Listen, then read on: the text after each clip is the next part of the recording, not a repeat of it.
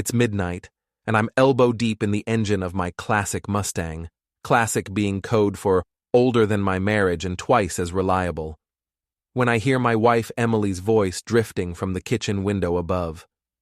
She's on the phone, and her tone is different, softer. "I can't keep pretending, Mark. David's completely clueless. You make me feel alive again." I freeze, wrench in hand, motor oil dripping onto the concrete. Alive? Maybe because Mark doesn't ask her to help with grocery shopping or remind her to pay the electric bill. Tomorrow night at the Riverside Inn, room 237, I'll tell David I'm working late on the Henderson account. Before we dive deeper into this story, I have one small request. Please subscribe, drop a like, comment, and hit that hype button to boost this channel so more people can discover these incredible Reddit stories. My name is David Miller, and apparently, I'm an idiot. 38 years old, cybersecurity specialist at Mercy General Hospital, and I've been married to Emily for 16 years. We have a 15-year-old daughter named Hannah who thinks TikTok is a career path, and until 30 seconds ago, I thought my biggest problem was a carburetor that wouldn't cooperate.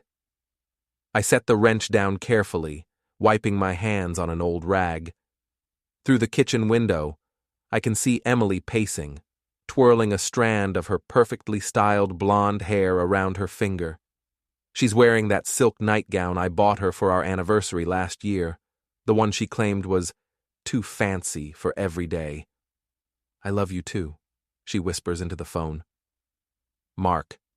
That would be Mark Preston, my so-called best friend for the past 8 years.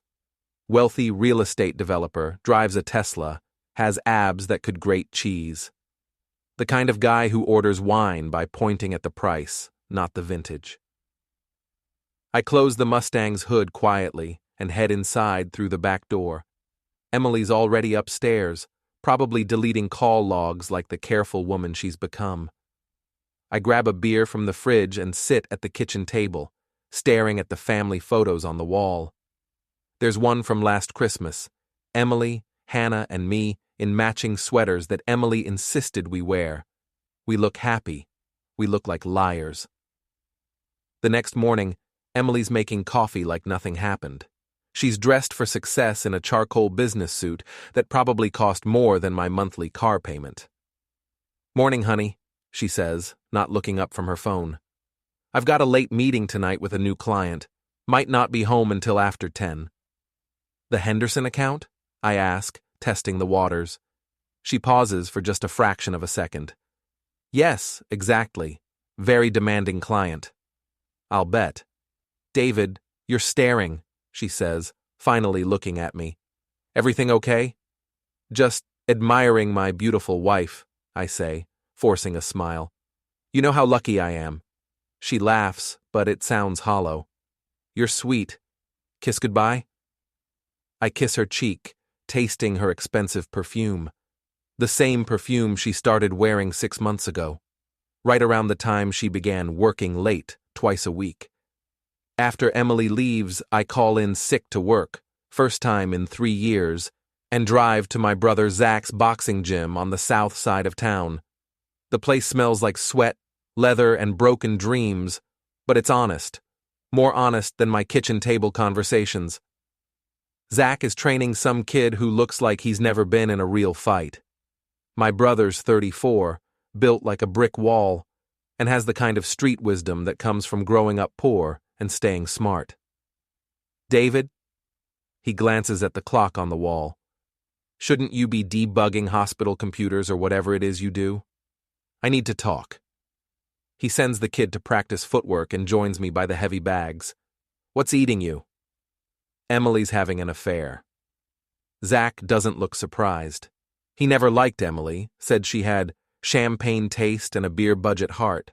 I used to think he was jealous of my stability. Now I think he was just paying attention. "With who?" "Mark Preston." "The real estate douche?" "Jesus, David. How long?" "I don't know. I caught her on the phone last night. They're meeting tonight at the Riverside Inn." Zach wraps his hands methodically, thinking, "What are you going to do?" "I don't know." "Well, Here's some free advice from your smarter, better-looking brother, he says, grinning despite the situation. Don't get mad, get even, then get mad. I spend the rest of the day doing research. My job in cybersecurity has taught me that information is power, and I have access to more information than most people realize. I'm not talking about anything illegal, just the kind of digital breadcrumbs that people leave when they think nobody's watching. Emily's credit card statements show charges at expensive restaurants I've never been to, lingerie purchases from stores that don't exist in our neighborhood, and gas station receipts from across town near Mark's office. Her phone bill reveals hundreds of texts to a number registered to M. Preston Enterprises. By evening, I'm parked across the street from the Riverside Inn with a telephoto lens I borrowed from my coworker Pete, who thinks I'm taking up wildlife photography. In a way, I guess I am. At 7:43 p.m., Mark's silver Tesla pulls into the parking lot. He's wearing a suit that costs more than most people's rent, and he's carrying flowers. Red roses, Emily's favorite. She arrives 12 minutes later in her white BMW, the one I co-signed for because her credit wasn't quite good enough. She's changed clothes since this morning. Now she's wearing a black dress I've never seen before, the kind that hugs curves and makes statements. They embrace in the parking lot like teenagers, all hands and desperate kisses. I take pictures, lots of pictures. They disappear into the hotel and I wait. After an hour, I walk into the lobby and slip the desk clerk a 20. My wife's in room 237, I tell him. I want to surprise her. Can you call up and tell her she has a delivery? The kid behind the desk looks uncomfortable. Sir, I can't. Just tell her there's a delivery from her husband. She'll understand. He makes the call. I can hear Emily's voice through the phone, panicked and shrill. What? No, there must be some mistake. I leave a note at the front desk. Smile for the camera, lovebirds. D. On my way out, I key Mark's Tesla. Not deep enough to require a full repaint, just enough to remind him that actions have consequences. It's petty, but sometimes petty feels good. I'm almost to my car when my phone buzzes. Text from Emily. Where are you? Hannah's asking about dinner. I text back. Working late, very demanding client. The next few days pass in a surreal haze of normalcy. Emily acts like nothing happened, though she's jumpier than usual. She checks her phone constantly and has started closing her laptop whenever I walk into the room. Hannah notices the tension. Kids always do. Are you and Mom fighting? She asks me Thursday night while we're doing dishes. Emily's upstairs, allegedly preparing for another client meeting. Why would you think that? She's been weird, and you keep staring at her like she owes you money. Smart kid. Gets it from her mother's side, unfortunately. Sometimes adults go through complicated phases, I tell her. Is that why she's been texting some guy named Mark all the time? I nearly dropped the plate I'm washing. What? I saw his name on her phone like 50 times yesterday. She got all weird when I asked about it. Hannah shrugs. I figured he was a client or whatever. That night, while Emily's in the shower, I find her second phone. She's hidden it in her gym bag, wrapped in a towel like some kind of digital contraband. The text thread with Mark goes back 4 months. Mark. Can't stop thinking about this afternoon. Emily. David's working late again. Come over at 8. Mark. Your husband's an idiot if he can't see what he's got. Emily. He's not an idiot. He's just safe. Predictable.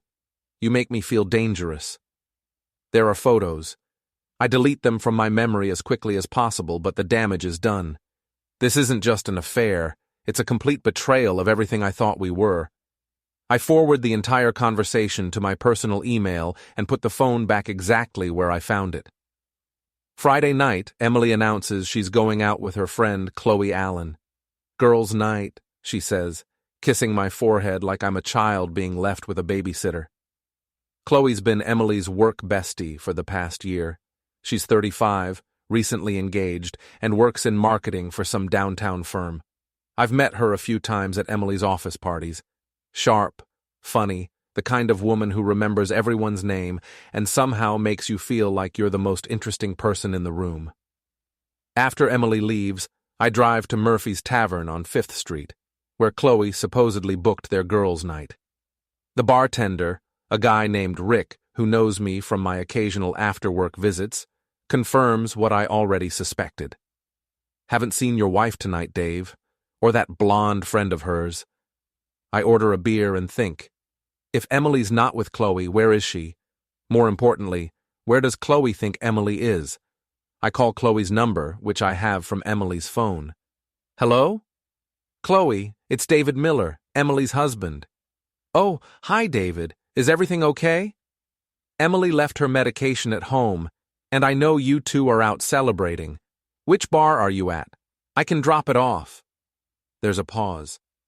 David, I'm not with Emily tonight. I'm home with Brad, watching Netflix. We canceled our plans this afternoon because I wasn't feeling well. The lie falls apart in real time. Oh, I say. She must have mentioned the wrong friend. Sorry to bother you. No problem. Is Emily okay? She's fine. Just forgetful sometimes. But Chloe's voice has changed, become more alert. David, can I ask you something? Sure. Has Emily been acting strange lately? Different? The question catches me off guard. Why do you ask? It's probably nothing, but she's been asking weird questions at work, about divorce lawyers, asset protection, that kind of thing. She said it was for a client, but my blood turns to ice water. But what? She doesn't handle divorce cases, David. Emily's an image consultant. She helps people with social media presence and public relations. After I hang up, I sit in my car outside Murphy's Tavern and piece together the timeline. Emily's been planning this for months. The affair, the lies, the financial questions. She's not just cheating on me, she's preparing to leave me. But she's made one crucial mistake. She doesn't know that I know. Saturday morning, Emily's making pancakes like June Cleaver. Hannah's at the table, scrolling through her phone with the dedication of a scholar studying ancient texts. Dad, did you know Mom has like 3 Instagram accounts? Hannah asks without looking up. Emily's spatula clatters against the pan. Hannah, that's not... She's got her work one, her family one, and this other one with like 1,000 followers. Lots of pictures from restaurants and hotels and stuff. I keep my expression neutral. That's nice, honey. Yeah, and there's this guy Mark who likes literally every single post. He comments with heart emojis and stuff. It's kinda gross. Emily's face has gone pale. Hannah, put the phone away. We're having family time. But Mom, I'm just saying, phone, away, now. Hannah rolls her eyes but complies. The tension in the kitchen is thick enough to cut with a butter knife. Emily, I say carefully, who's Mark? Just a client. He's very enthusiastic about social media engagement. Heart emojis seem pretty personal for a client. She laughs, but it sounds forced. You know how these real estate guys are. They think charm sells houses. Real estate. She let that slip. After breakfast, I tell Emily I'm going to help Zach move some equipment at the gym. Instead, I drive to Mark's neighborhood and park across from his luxury condo complex. It's the kind of place that has a doorman and charges extra for parking. Mark's Tesla is in the visitor lot, along with Emily's BMW. I wait. At 2:30 p.m., they emerge from the building. Emily's wearing sunglasses and a baseball cap, like she's trying to disguise herself. Mark has his arm around her waist, proprietary and confident. They drive separately to Riverside Park, where they walk the trails like a normal couple. I follow at a distance, taking more pictures. They stop at the overlook, where Mark pulls Emily close and kisses her against the railing. That's when I see Mrs. Landry, our neighbor, walking her ancient poodle on the same trail. Mrs. Landry sees them too. Sunday dinner is a special kind of torture. Emily's made pot roast, and we're sitting around the dining room table like a normal family. Hannah's telling us about some drama at school. Emily's nodding and making appropriate mother sounds, and I'm calculating how much money I can move out of our joint accounts without triggering any automatic alerts. David, you're quiet tonight, Emily observes. Just thinking about work stuff. The hospital keeping you busy? You could say that. We're upgrading our surveillance systems. Amazing what you can see with the right equipment these days. Emily's fork stops halfway to her mouth. Surveillance? Security cameras, digital monitoring, that kind of thing. People think they're invisible, but technology sees everything. I smile at her. Every text, every photo, every location check-in, it's all recorded somewhere. That sounds invasive, she says. Only if you have something to hide. The doorbell rings, saving us from further conversation. Hannah jumps up to answer it and returns with Mrs. Landry, who's holding a casserole dish and wearing the expression of someone who's about to drop a social bomb. I hope I'm not interrupting, Mrs. Landry says, though she clearly hopes she is. Not at all, Emily says, but her smile looks painted on. I brought you some of my famous tuna noodle casserole, and I wanted to mention, I saw someone who looked just like you at Riverside Park yesterday, Emily, with a very handsome man, not David, of course. The silence that follows is deafening. Must have been someone else, Emily says finally.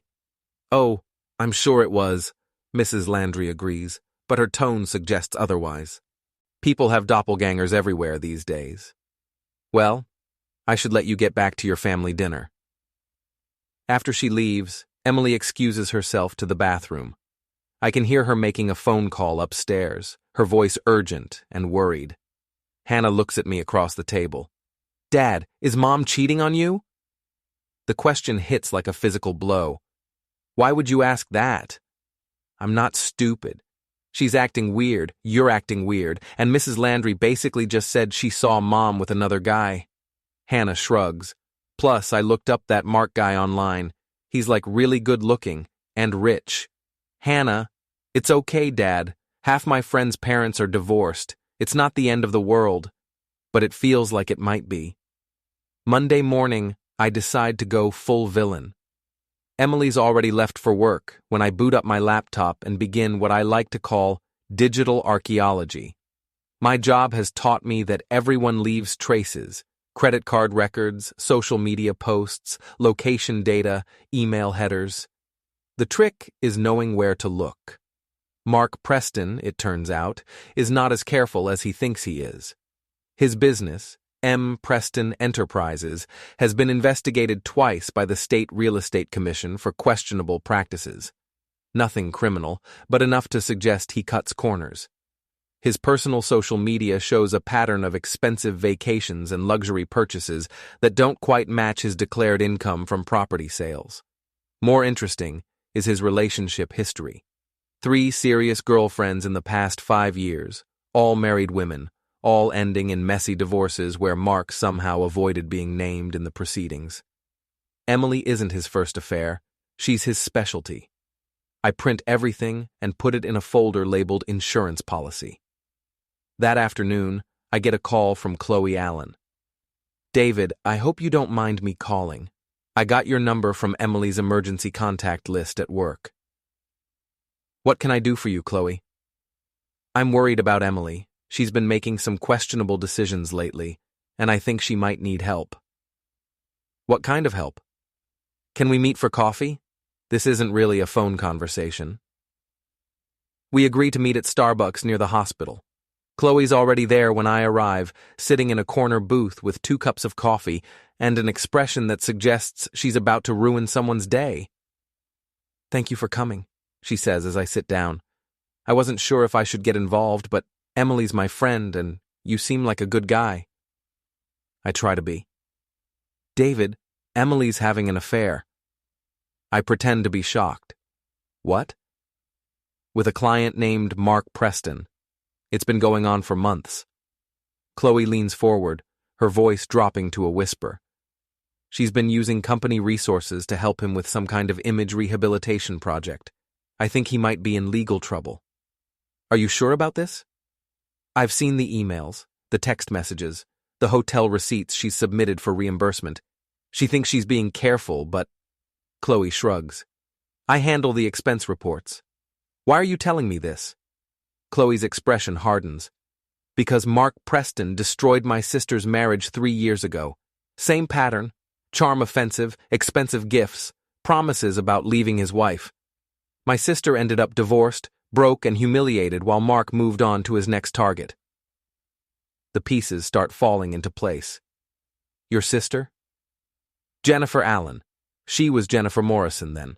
Mark convinced her to leave her husband, liquidate their assets, and invest everything in one of his development projects. The project failed, she lost her house, and Mark disappeared until the legal heat died down. And now he's doing the same thing to Emily. Emily's not just having an affair, David. She's being conned.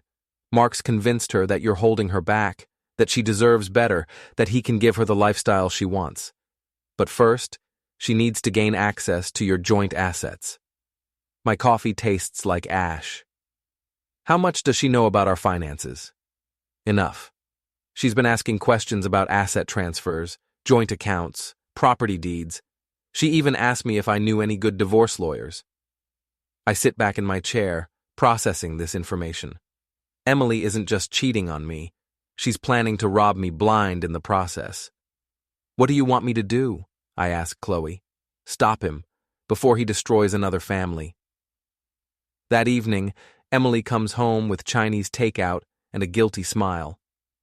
I thought we could have a nice dinner together, she says, unpacking containers of lo mein and sweet and sour chicken. We haven't been spending enough time as a family lately. That's thoughtful, I say, helping her set the table. How was work? Busy. I'm working on a challenging project with a difficult client. Anyone I know? She pauses. I don't think so. He's in real estate. Mark Preston? The container of fried rice slips from her hands and crashes to the floor, scattering rice across the kitchen tiles. How do you... She stops herself, but it's too late. Know about Mark? Lucky guess. I grab paper towels and start cleaning up the mess. Chloe mentioned him when she called this afternoon. Chloe called you? She's worried about you. Says you've been acting strange at work, asking questions about divorce lawyers and asset protection. Emily's face cycles through several emotions: fear, anger, calculation, and finally defiance. We need to talk, she says. Yes, we do. Hannah chooses that moment to come downstairs, drawn by the smell of Chinese food and the sound of her parents having what might charitably be called a discussion. Are we eating or fighting? She asks. Because I can order pizza and eat in my room if you two need to have one of those conversations. We're eating, Emily says firmly. Your father and I were just talking about work stuff. But Hannah's not buying it. She's 15, not 5, and she's inherited her mother's ability to read people. Is this about Mark? Hannah asks, sitting down at the table. Because I already know about him. Emily goes very still. What do you know about Mark? Just that you've been texting him constantly, and he likes all your Instagram posts, and Mrs. Landry saw you with him at the park. Hannah shrugs. I'm not stupid, Mom. Hannah, are you getting divorced? The question hangs in the air like smoke. Emily looks at me, and I can see her making calculations, trying to figure out how much I know and how much damage control she needs to do. Your mother and I are going through some difficulties, I say carefully, but we're trying to work things out. By work things out, do you mean Dad's going to forgive you for cheating? Hannah asks Emily directly. Emily's composure finally cracks. Hannah, you don't understand. I understand that you're sleeping with some guy named Mark while Dad's at work. I understand that you've been lying about where you go at night. And I understand that you think I'm too young to notice. Hannah stands up, her chair scraping against the floor. I'm going to Jesse's house. You two can figure out your drama without me. She grabs her backpack and heads for the door. Hannah, wait! Emily starts to follow her. Let her go, I say. She's right. This is our drama, not hers. After Hannah leaves, Emily and I sit across from each other at the dining room table, surrounded by containers of cooling Chinese food and the wreckage of our marriage. "How long have you known?" Emily asks finally. "About the affair? A few days? About Mark's history of targeting married women? Since this afternoon." She flinches. "It's not like that." "Isn't it? Chloe told me about her sister, Jennifer Morrison, Mark's last victim. Jennifer was different. She was naive, vulnerable. I'm not—" "You're not what? Being manipulated?" "Emily, the man has a pattern. He finds unhappy wives, convinces them their husbands are holding them back, and then helps them liquidate their assets before disappearing. Mark loves me. Mark loves your access to our bank accounts." Emily stands up abruptly, pacing to the window. "You don't understand. Mark sees me for who I really am. He appreciates me. He appreciates your potential net worth." "That's not true." "Then prove it. Call him right now and tell him you've decided to stay married. See how long his appreciation lasts." She doesn't move toward her phone. "Emily, I know about the hotel rooms, the secret Instagram account, the questions about divorce lawyers. I know about the expense reports you've been filing for personal meetings with Mark. I know about the credit card charges at restaurants I've never been to and lingerie stores I've never heard of." Her face goes pale. "You've been spying on me." "I've been paying attention. Finally." "David, I can explain." "Can you explain why you were planning to divorce me without telling me? Can you explain why you've been researching asset transfers and property deeds? Can you explain why you've been lying to our daughter about where you spend your evenings?" She sinks back into her chair, deflated. "I never meant for it to happen like this." "How did you mean for it to happen?" "I was going to tell you. After I figured out how to make the transition easier for Hannah." "The transition to what? Poverty? Because that's where Mark's other girlfriends ended up." "Mark's different with me." "Mark's exactly the same with you. The only difference is that this time, I know what he's doing." Emily looks at me across the table, and for a moment, I see the woman I married 16 years ago. Scared, vulnerable, human. "What happens now?" she asks. "That depends on what you want to happen. I want to be happy. And you think Mark can make you happy?" "I think you can't." The words hit harder than I expected, not because they're surprising, but because they're probably true. "Fair enough," I say. "But Emily, if you leave me for Mark, you're going to end up broke and alone. I can guarantee it." "You don't know that." "I know Mark. I've done my research, and I know you. You like security, stability, the appearance of success. Mark can't give you those things long term." "Maybe I don't want security anymore. Maybe I want passion." "Passion doesn't pay the mortgage." She laughs bitterly. "Spoken like a true accountant." "I'm not an accountant, I'm a cybersecurity specialist. And right now, I'm trying to protect you from making the biggest mistake of your life." "By threatening me?" "By offering you a choice. End it with Mark, and we can try to rebuild what we had. Continue the affair, and I'll make sure everyone knows exactly what kind of man Mark Preston is." Emily stares at me for a long moment. "You're not the man I married. Neither are you the woman I married. But maybe that's not entirely a bad thing." She gathers her purse and keys. "I need time to think." "How much time?" "I don't know. A few days. A week." "Where will you stay?" She doesn't answer, but we both know where she's going. After she leaves, I sit alone in my kitchen, surrounded by the debris of our conversation and the smell of Chinese food. I pull out my phone and call Zach. "She chose him," I tell my brother. "I'm sorry, Dave." "No, you're not. You never liked her." "I liked her fine. I just never trusted her." There's a pause. "What are you going to do now?" "I'm going to give Emily exactly what she wants." "Which is?" "Freedom. And Mark Preston, exactly what he deserves." "Which is?" "Public humiliation and financial ruin." "Now you're talking my language. What do you need?" "A boxing lesson." I have a feeling I'm going to need to know how to throw a punch. Emily doesn't come home that night, or the next morning. Hannah returns from her friend's house around noon, takes one look at the empty driveway, and asks the question I've been dreading. Where's Mom? She's staying with a friend for a few days while we figure things out. By friend, you mean Mark? Probably. Hannah nods like this makes perfect sense. Are you okay? The question catches me off guard. In all the drama of the past week, no one has asked me how I'm doing. I'm angry, I tell her honestly, and hurt, and embarrassed. But not surprised? Not entirely, no. Good. Surprise would mean you weren't paying attention. Hannah opens the refrigerator and starts pulling out ingredients for a sandwich. So, what's the plan? What makes you think I have a plan? Dad, you're the most methodical person I know. You have backup plans for your backup plans. There's no way you're just going to let Mom run off with some rich guy without doing something about it. Smart kid. Definitely gets it from my side of the family. The plan is to protect our family's assets and make sure Mark Preston can't hurt anyone else the way he hurt Chloe's sister. How are you going to do that? By being smarter than he is. That shouldn't be too hard.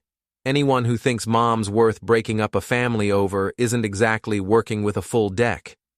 Hannah, I love Mom, Dad, but she's not exactly relationship material right now. She's having some kind of midlife crisis, and Mark's just the symptom, not the disease. When did you get so wise? About 5 minutes after I realized my parents were human beings instead of infallible authority figures. She takes a bite of her sandwich. So, what do you need me to do? Nothing. This is adult business. Dad, I'm 15. I've got 3 Instagram accounts, a TikTok following, and more dirt on my classmates than the FBI. If you need social media warfare, I'm your girl. I don't want you involved in this. I'm already involved.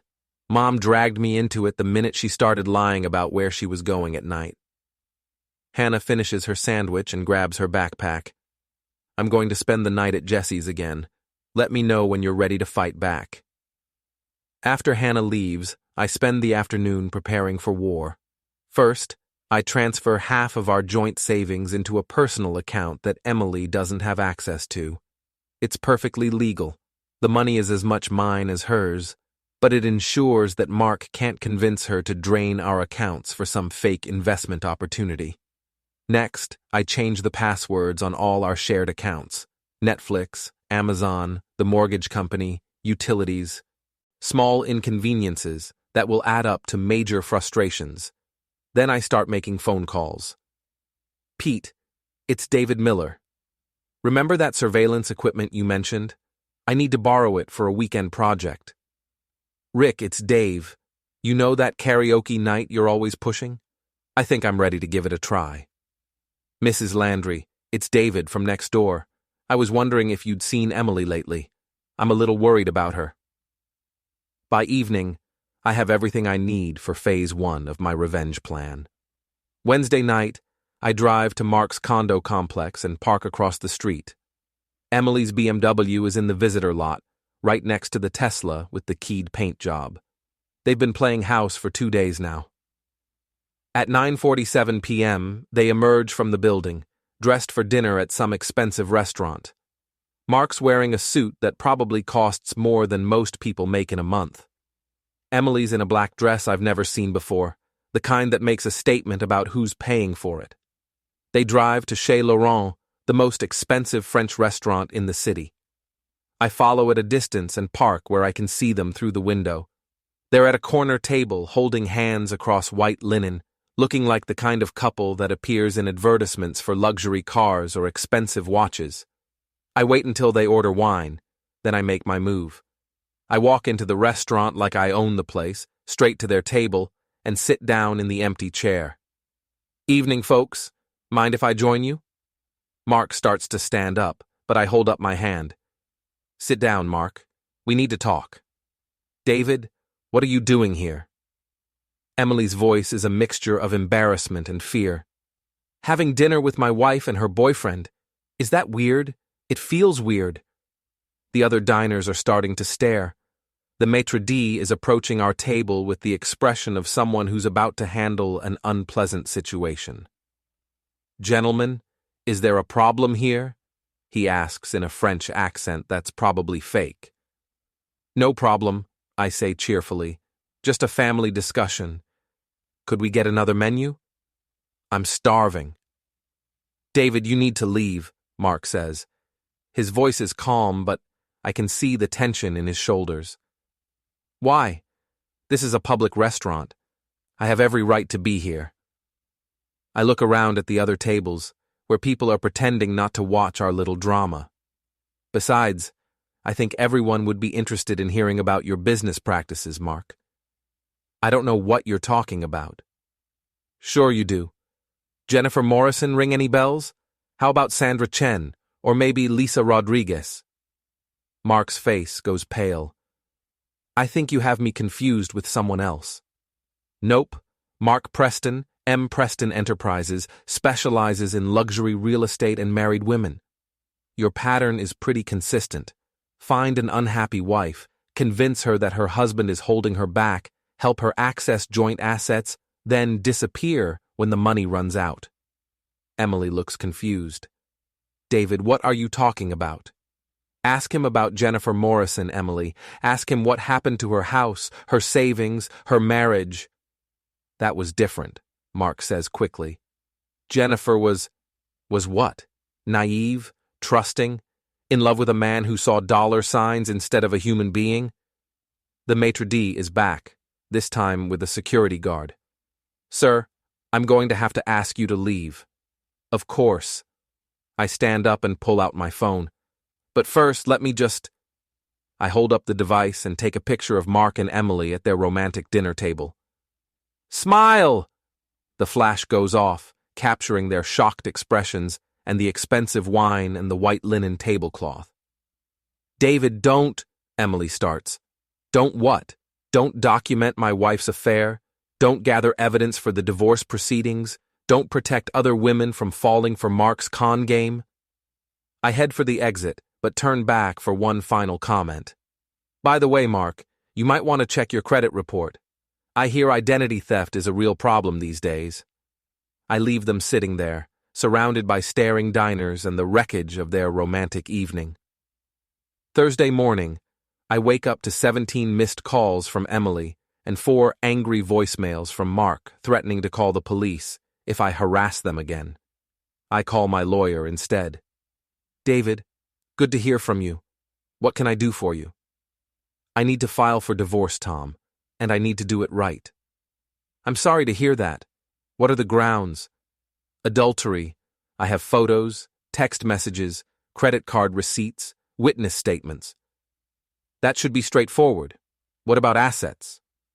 "I want to protect everything I can. My wife's boyfriend has a history of convincing women to liquidate their assets for fake investment opportunities.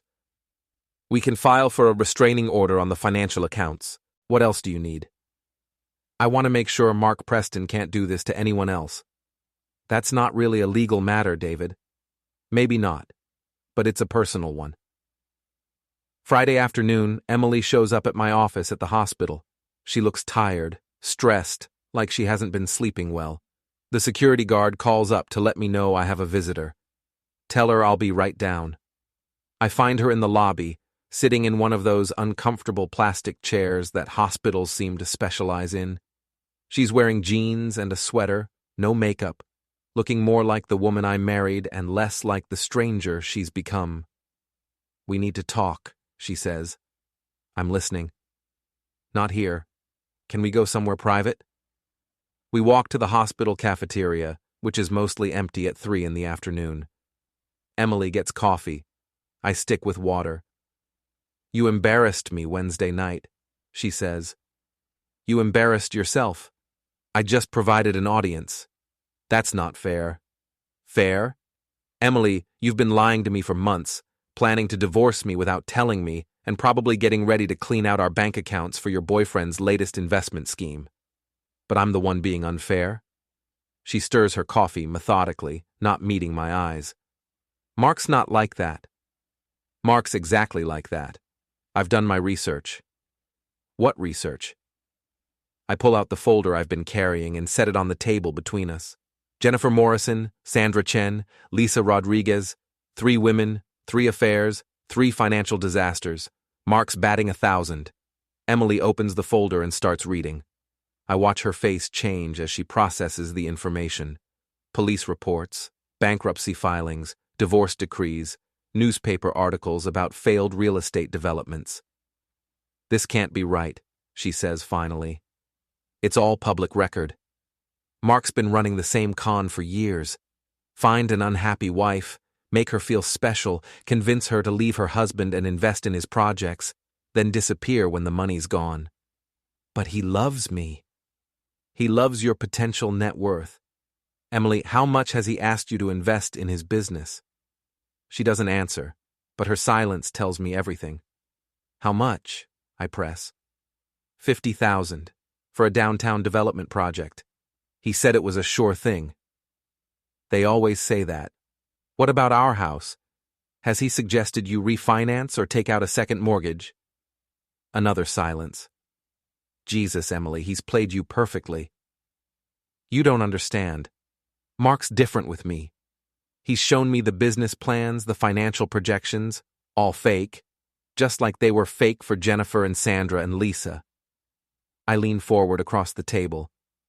Emily, I'm trying to save you from making the biggest mistake of your life. By humiliating me in public? By showing you who Mark really is before you lose everything? She closes the folder and pushes it back across the table. I don't believe you. Then ask him about Jennifer Morrison. Ask him what happened to her money. I will. Good. And Emily? When he lies to you about it, remember this conversation. She stands up to leave, then turns back. What about Hannah? What about our family? What about them? If we get divorced, Hannah's going to be devastated. Hannah's already devastated. She knows about the affair, she knows you've been lying, and she knows you chose Mark over your family. The divorce is just paperwork at this point. That's not true. Isn't it? When's the last time you had a real conversation with your daughter? When's the last time you asked about her day, her friends, her problems? You've been so busy with Mark that you've forgotten you have a family. Emily's eyes fill with tears. I never meant for it to happen like this. But it did happen like this. And now we all have to live with the consequences. After she leaves, I sit in the hospital cafeteria and think about the past 16 years. Emily and I met at a mutual friend's wedding. She was funny, ambitious, beautiful, in a way that made me feel lucky just to be talking to her. I was working tech support for a small company. She was starting her consulting business. We were happy, I think, for a while. Before the mortgage and the car payments and the routine of marriage turned us into roommates instead of lovers. Maybe Mark didn't steal my wife. Maybe I lost her years ago and just didn't notice. But that doesn't mean I'm going to let him destroy her life in the process. Saturday morning, I wake up to find Hannah in the kitchen making pancakes. Where did you learn to cook? I ask. YouTube. Same place I learned everything else useful. She flips a pancake with professional efficiency. Mom called me last night. What did she say? That you're trying to turn me against her. That Mark's a good man who makes her happy. That sometimes adults have to make difficult choices. Hannah slides 3 perfect pancakes onto a plate. Standard divorce playbook, really. And what did you tell her? That I'm 15, not 5, and I can see what's happening without anyone's help. She hands me the plate and starts making another batch. Also, that if she wants to throw away our family for some guy she's known for 4 months, that's her choice, but she shouldn't expect me to pretend it's noble or romantic. That must have gone over well. About as well as you'd expect. She cried, I hung up. Mark probably comforted her. Circle of life.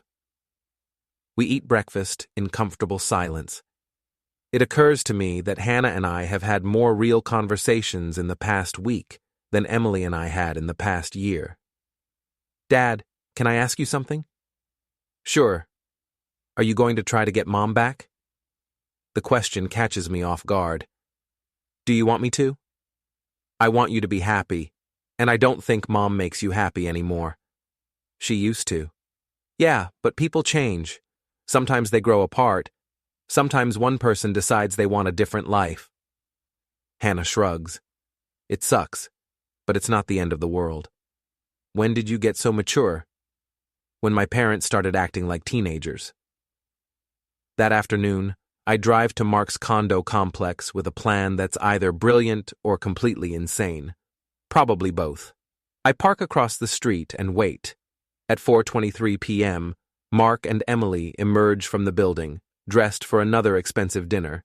They're holding hands, laughing about something, looking like the kind of couple that has everything figured out. They drive to the Riverside Country Club, where Mark is apparently a member.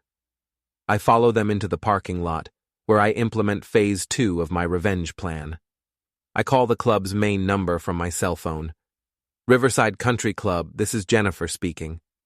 Hi, Jennifer. This is Mark Preston. I'm here for dinner with my girlfriend, but I think I left my wallet in the car. Could you send someone out to the parking lot to help me get into my Tesla? It's the silver one. Of course, Mr. Preston.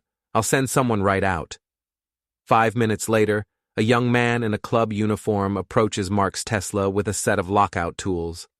I walk over to him, looking concerned. Excuse me, is everything okay? Just helping a member get into his car happens all the time.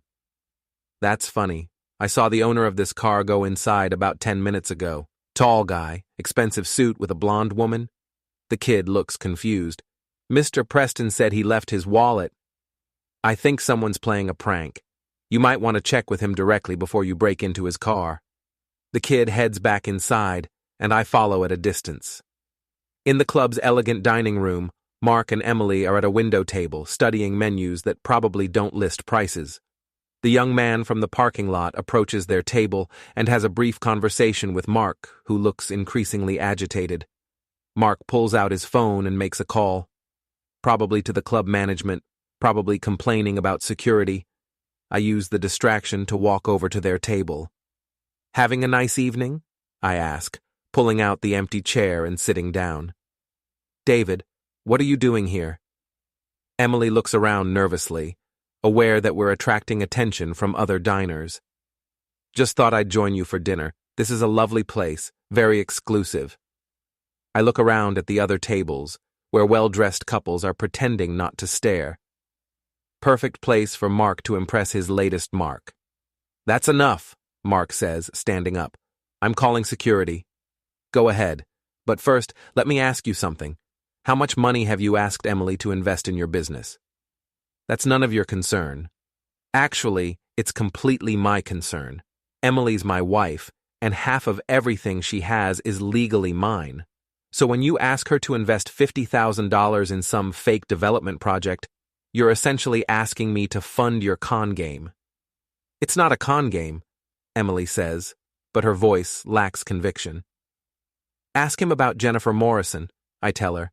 Ask him what happened to her $50,000. Mark's face goes pale. Jennifer that was different. Different how? Different because she found out you were married? Different because she discovered the development project didn't exist? Or different because she went to the police? The police? Emily looks between Mark and me, confused. Didn't Mark mention that part? Jennifer filed a complaint for fraud. The case was dropped when Mark returned her money, but the police report is public record. I pull out my phone and show Emily a screenshot of the police report. She reads it, her face growing paler with each line. Mark, is this true? Emily, I can explain. Is it true? Mark sits back down, defeated. Jennifer misunderstood the nature of our business relationship. She misunderstood? Or you lied to her the same way you're lying to Emily? I never lied to anyone. Really? Then tell Emily about your wife. The silence that follows is deafening. Your what? Emily's voice is barely a whisper. Ex-wife, Mark says quickly. We've been separated for 6 months, I finish. which means you were married when you started sleeping with Emily, which means Emily's not your girlfriend, she's your latest affair. Emily stares at Mark like she's seeing him for the first time. You're married? Separated. It's completely over between Susan and me. But you're still married. Only technically. Only technically? Emily's voice is getting louder, attracting more attention from nearby tables. I left my husband for you, and you're only technically divorced. Emily, please, let me explain. She stands up abruptly, knocking over her wine glass. Red wine spreads across the white tablecloth like blood. Explain what? That you're a liar? That you're married? That you've done this before? She grabs her purse and heads for the exit. Mark follows her, leaving me sitting alone at their table with the bill and the stares of 50 country club members who just witnessed the most entertaining dinner theater they've seen all year. I pay the check, it's the least I can do, and head home. Emily's car is in the driveway when I arrive. I find her in the living room, sitting on the couch, still wearing her dress from dinner, looking like she's been crying. How long have you known? She asks without looking up. About Mark being married? Since yesterday? About his history with other women? Since Monday? Why didn't you tell me sooner? Would you have believed me? She considers this. Probably not. That's why I waited. I needed you to see it for yourself. I feel so stupid. You're not stupid, you're human. Mark's good at what he does. What he does is destroy marriages. What he does is take advantage of people who are unhappy. The marriage was already in trouble, Emily. Mark just exploited the cracks. She finally looks at me. Are we going to get divorced? Do you want to get divorced? I don't know. A week ago I thought I did. Now I don't know what I want. That's honest. David, I'm sorry. For the lying, the cheating, the planning to leave you. I'm sorry for all of it. I know you are. Can you forgive me? The question hangs in the air between us. Can I forgive her? Should I forgive her? Do I want to forgive her? I don't know, I tell her honestly. Maybe, eventually. But Emily, even if I can forgive you, I don't think I can trust you again. And without trust, we don't have a marriage. No, we don't. She nods, accepting this. What happens now? Now we figure out how to end this with as little damage as possible. To us, to Hannah, to everyone involved. What about Mark? What about him? Are you going to, I don't know, press charges or something? For what? Being a manipulative bastard isn't illegal. Besides, I think Mark's about to have bigger problems than me. What do you mean? I pull out my phone and show her a text message I received an hour ago from Chloe Allen. Jennifer Morrison wants to talk to Emily. She has some things she thinks Emily should know about Mark's business practices. Emily reads the message and looks up at me. You're not done with him, are you? Emily, Mark Preston has been running the same con for years. He finds unhappy wives, convinces them to leave their husbands, helps them liquidate their assets, and then disappears when the money's gone. You're not his first victim, and you won't be his last unless someone stops him. Someone like you? Someone like us. You, me, Jennifer Morrison, Chloe Allen. All of Mark's victims working together to make sure he can't hurt anyone else. What did you have in mind? I smile for the first time in a week.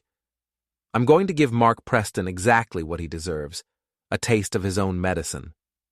Monday morning, I call in sick to work and spend the day preparing for the final phase of my revenge plan.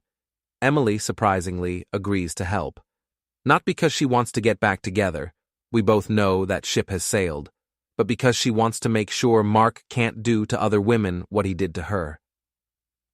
We meet with Jennifer Morrison and Chloe Allen at a coffee shop downtown. Jennifer is 38, attractive, with the kind of tired eyes that come from losing everything and starting over. She tells us her story in a calm, matter-of-fact voice that makes it even more heartbreaking.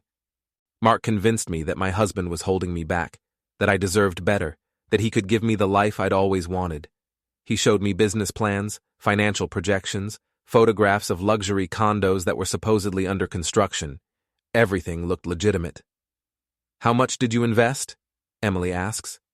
"$75,000. Our life savings, plus a second mortgage on the house." Jennifer stirs her coffee mechanically. The development project didn't exist. The business plans were fake. The photographs were from a project in Miami that had been completed 5 years earlier. "What happened when you found out?" "Mark disappeared, stopped returning my calls, closed his office, moved out of his apartment. I hired a private investigator to find him, but by then, the money was gone." "And your marriage?" "Over.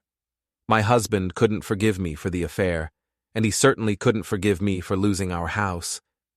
Jennifer looks directly at Emily. "I'm not telling you this to make you feel bad. I'm telling you this because Mark is still out there, still running the same con, and you have a chance to stop him." "How?" Chloe leans forward. "By giving him a taste of his own medicine." She outlines the plan. It's elegant, poetic, and completely legal. "We're going to con the con man." "Emily, Mark still thinks he can get money out of you, right?" "Probably. He's been calling and texting since Saturday night, apologizing for not telling me about his wife, promising to make it up to me." "Perfect. Tell him you've forgiven him. Tell him you've decided to leave David and invest in his business after all, but this time you want to see the development site first." "What development site?" "The one we're going to create. The plan is simple but brilliant. We're going to create a fake development project, complete with permits, architectural plans, and a construction site. We'll convince Mark to invest his own money he's stolen from other victims, in the project. Then, when he's committed financially and emotionally, we'll reveal that the entire thing is fake and that he's been conned just like his victims. It takes 3 days to set everything up. I use my IT skills to create a fake development company, complete with website, business registration, and financial projections. Chloe uses her marketing connections to design professional-looking brochures and architectural renderings. Jennifer uses her contacts in real estate to secure a vacant lot and post fake construction permits. Emily calls Mark on Thursday evening. "Mark, it's me. We need to talk." "Emily, thank God. I've been trying to reach you for days." "I know. I needed time to think." "I can explain about Susan. We've been separated for months. The divorce will be final soon." "I don't want to talk about Susan. I want to talk about us." "Us?" "I've decided to leave David, for real this time, and I want to invest in your business." There's a pause. "Emily, are you sure? After what happened at the country club?" "David was just trying to scare me. But I've made my decision. I want to be with you, and I want to invest in our future together." "How much are we talking about?" $100,000, from my personal account." Another pause, longer this time. That's wonderful, Emily. I knew you were the right woman for me. But I want to see the development site first. I want to understand exactly what I'm investing in." "Of course, we can drive out there tomorrow." "Perfect. Pick me up at noon." Friday at noon, Mark arrives at our house in his Tesla, freshly washed and detailed. He's wearing his most expensive suit and his most charming smile. Emily gets in the car, wearing a wire that will record their entire conversation. They drive to the vacant lot we've prepared, where we've posted fake construction signs and permits. Mark walks Emily around the site, pointing out where the luxury condos will be built, describing the amenities, painting a picture of the profitable future they'll share. "The first phase will be completed in 18 months, he tells her. "Your investment will triple in value." "It sounds amazing. When do you need the money?" "As soon as possible. We're ready to break ground next week, but we need the final round of investor funding first." "I can have the money transferred today. But Mark, I need to know that you're as committed to this as I am." "What do you mean?" "I mean, I need you to invest your own money too, as a show of good faith." "Emily, I've already invested everything I have in this project. How much? 200,000. Everything I've saved over the past 5 years. Emily pretends to be impressed. That's wonderful. It shows you really believe in the project. I do believe in it, and I believe in us. They drive back to town, where Emily promises to transfer the money by end of business. Mark drops her off at our house, kisses her goodbye, and drives away, probably already planning how to spend her investment. But Emily doesn't transfer any money. Instead, she meets with Jennifer, Chloe, and me at Zach's boxing gym, where we listen to the recording of her conversation with Mark. He admitted to having $200,000, Jennifer says. Money he's stolen from other women. And he's ready to invest it all in our fake development project, Chloe adds. So what's the next step? Emily asks. Now we spring the trap, I say. Saturday morning, Mark receives a call from someone claiming to be the project manager for the development company. The caller, actually Zach, using a fake name and a convincing construction worker accent, explains that there's been a problem with the permits, and all investors need to meet at the site immediately to discuss their options. Mark arrives at the vacant lot at 2 p.m. to find Emily, Jennifer, Chloe, and me waiting for him. He looks confused at first, then concerned, then angry as he realizes what's happening. What is this? He demands. This, I say, is justice. Emily, what's going on? What's going on, Mark, is that you've been conned, just like you conned Jennifer and Sandra and Lisa and me. I don't understand. The development project is fake, Jennifer explains. The permits are fake. The construction company is fake. Everything you've seen is as fake as the projects you've been selling to your victims. Mark looks around at the empty lot, the fake signs, the 4 people who have orchestrated his downfall. This is ridiculous. You can't do this. Actually, we can, Chloe says. Everything we've done is completely legal.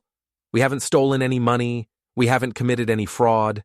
We've just shown you how it feels to be manipulated and lied to. But I was going to invest my own money. Money you stole from other women, I point out. Money that belongs to Jennifer and Sandra and Lisa. Mark's composure finally cracks. You don't understand. I never meant to hurt anyone. I was just trying to build something, to create opportunities. By destroying marriages and stealing life savings? Emily shakes her head. Mark, you're not a businessman. You're a predator. That's not true, isn't it? How many women have you seduced? How many marriages have you destroyed? How much money have you stolen? Mark doesn't answer. Here's what's going to happen, I tell him. You're going to return every penny you've stolen from your victims, all of it.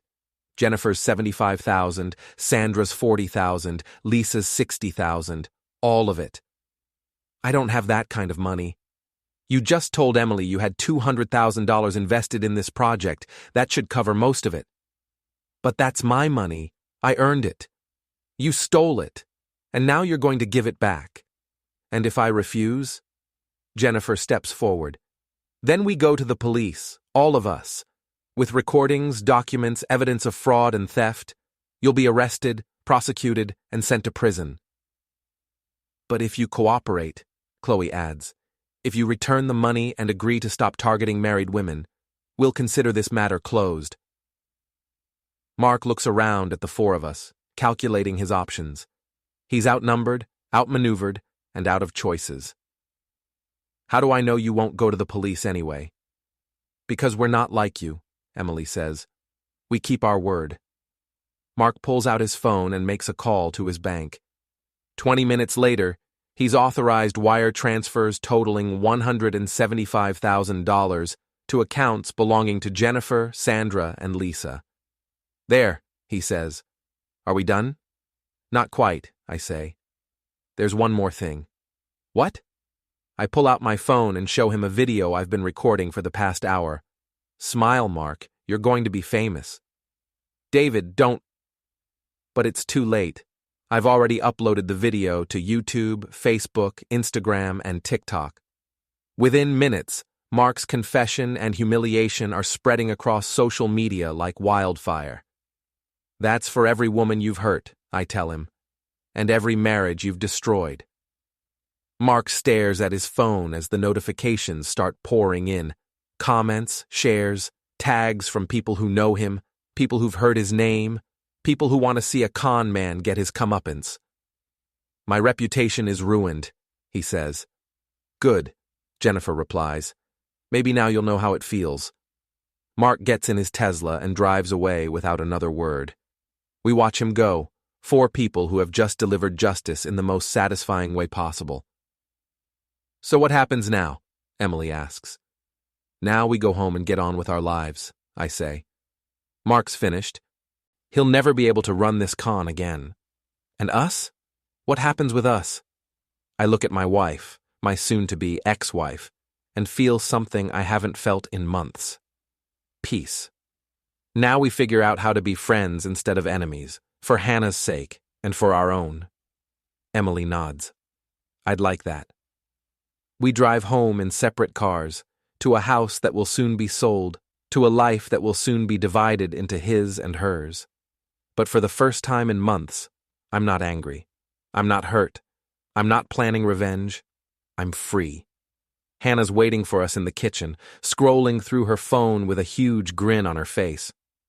Dad, you're like internet famous. This video of you destroying some con man has like 50,000 views already. Hannah, don't worry. I'm not embarrassed. I'm proud of you. You stood up to a bully and protected people who couldn't protect themselves. She looks at Emily. And Mom, I'm proud of you too. For helping. Thanks, honey. So are you two getting back together, or what? Emily and I look at each other and smile. No, I say. But we're going to try being friends. Good. Friends is better than enemies. Hannah closes her laptop and heads upstairs. I'm going to call Jessie and tell her my parents are finally acting like adults. After she's gone, Emily and I sit at the kitchen table where this all started, drinking coffee and planning our divorce like civilized human beings. I'm sorry, she says again. I know. And I forgive you. Do you really? I really do. We talk for 2 hours about lawyers and custody and who gets what furniture. It's the most honest conversation we've had in years.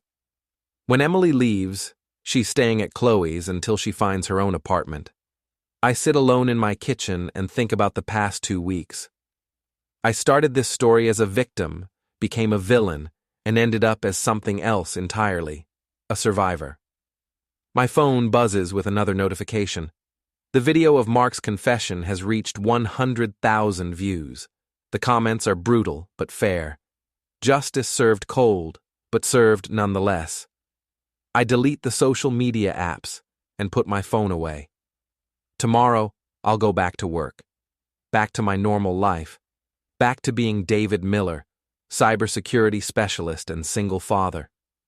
But tonight, I'm going to sit in my kitchen and enjoy the silence, the peace, and the knowledge that sometimes, if you're smart enough and patient enough, the good guys really do win. Mark Preston learned the hard way that when you mess with a Miller family, you better be prepared for the consequences.